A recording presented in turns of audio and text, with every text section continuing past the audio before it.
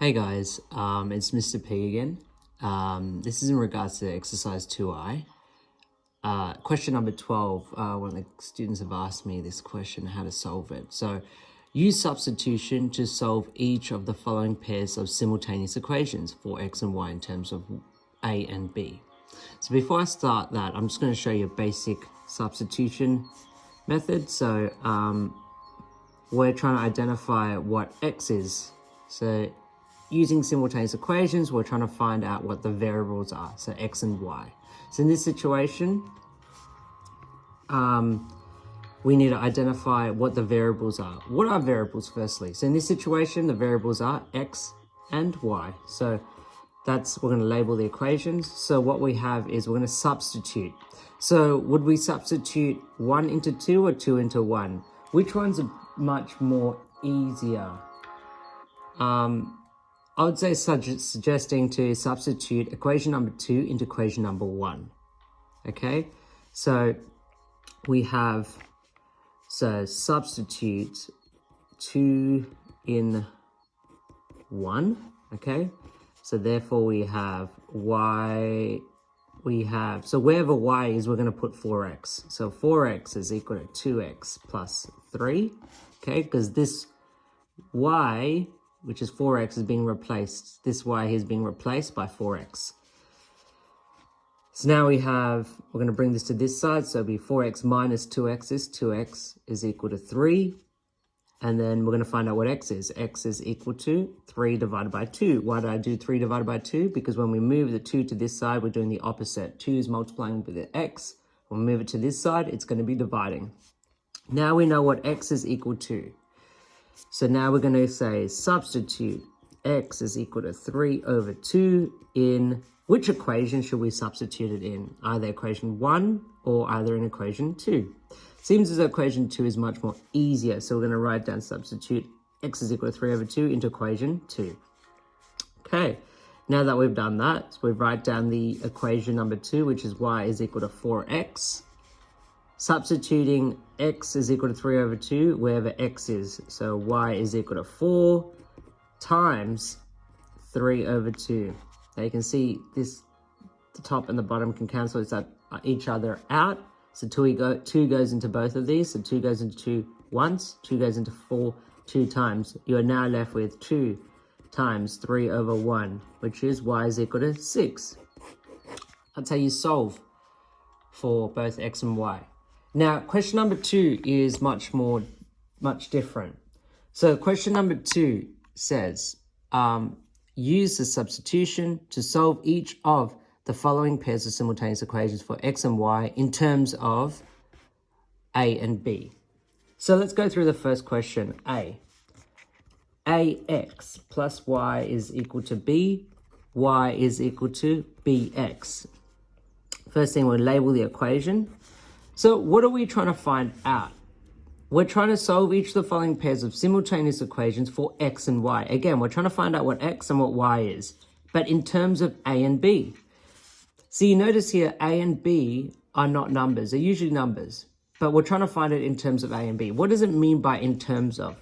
So say, for example, y is equal to ax plus 3b. This equation expresses y in terms of a and b. So when it says in terms of, it means that this variable's a, this letters a and b are on the right hand side. So it's in terms of. Okay, so say for example, y is equal to 2a plus 5b. This expression is in terms of a and b. Okay, so now we're going to find out the same thing, identifying what x and y is. Okay, so what we're going to do, we can actually substitute equation number 2 in equation number 1. So wherever y is in equation 1, so if we write down equation 1 again, ax plus y is equal to b. Wherever y is, we're going to substitute bx. Okay, so you're left with ax. So substitute 2 into 1. Okay, we've already written that there. So we're going to put ax plus bx, because remember, we're going to substitute 2 into 1, 2 into 1. So bx is going to replace this y. That's equal to b. Okay. Now you're left with ax plus bx is equal to b. So can we add these two together? We can't, because these are not like terms. As you can see here, this is ax, this is bx. So you cannot add these two together, nor can you bring this to this side as well. You can't add these two together either. So these are all non-like terms. The answer says to express it in terms of a and b, but you have to solve it for x and y. So what we can do is we can actually factorize this and this. What's the two common factors between this term and this term? It is actually x. So bring out the x. A plus b is equal to b. As you notice, I took the x, which is a common factor between this and this. Then you're left with, how do we find out x? How do we solve for x? What's annoying the x? The thing that's annoying the x is a plus b.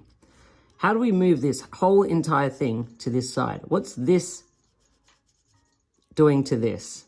It's actually multiplying it, but you cannot see it. So how do we bring it to this side? We're going to actually divide it. X is equal to b divided by a plus b.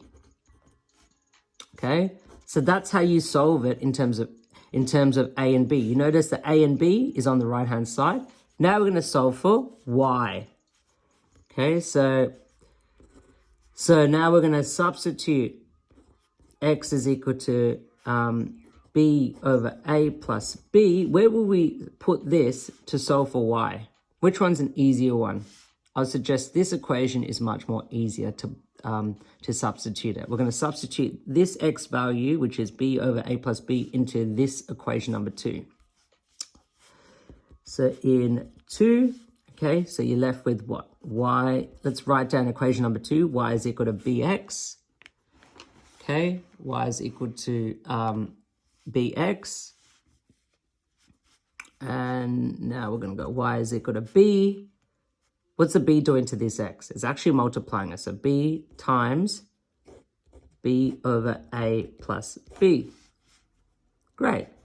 So how do you now solve this? What's the b going to do now? It can actually multiply it with this top b. So you're left with b squared over a plus b. So that's actually how you solve it.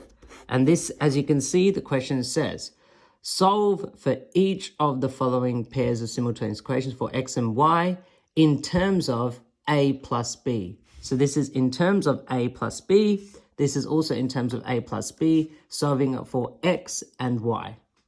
This does look quite complicated, but essentially that's how you go about this question.